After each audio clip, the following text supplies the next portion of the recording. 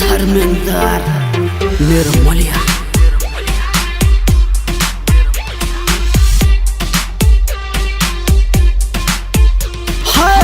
DJ के beat पे ठुमका लगा ले, लाज शरम है तू अपन हटल।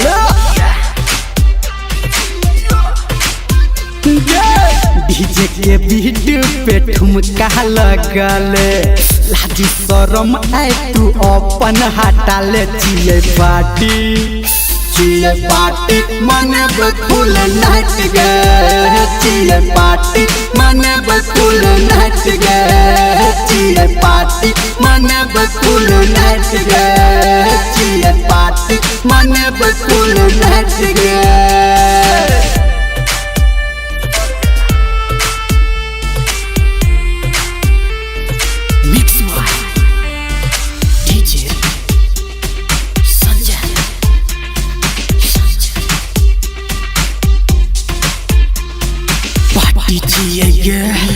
पार्टी करबेगे क्या करो बाप से ने हम डरबेगे। तू कर छौरी डांस भेटल छौ तोरा चांस, देखा दे टिकटॉक देखा दे, आय हमर मूड बना के तू अपन लॉलीपॉप देखा दे। ओके हाँ मौका मिलल छौ आय फायदा उठा ले।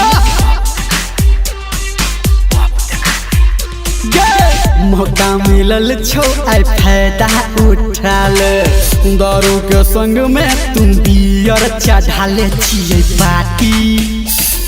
पार्टी मने बकुल नाच गे, चिए पार्टी मने बकुल नाच गे, चिए पार्टी मने बकुल नाच गे, चिए पार्टी मने बकुल नाच गे।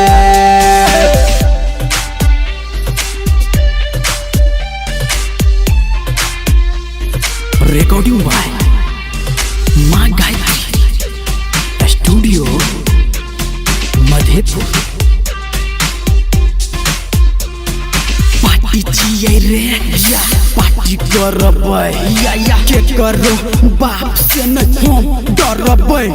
बजा रे गाना हट हट राखै न कोनो डर, सब मस्त मस्त भ गेल छै टाइम भ गेल यस। हाँ छोरा निर्मलिया के गाना बजा ले, राइटर सनटू के गाना बजा ले, संजय ही गौतम के संग में बोला ले। चिए पार्टी मने बकुल नाच गे, चिए पार्टी मने बकुल नाच गे, चिए पार्टी मने बकुल नाच गे, चिए पार्टी मने बकुल नाच गे।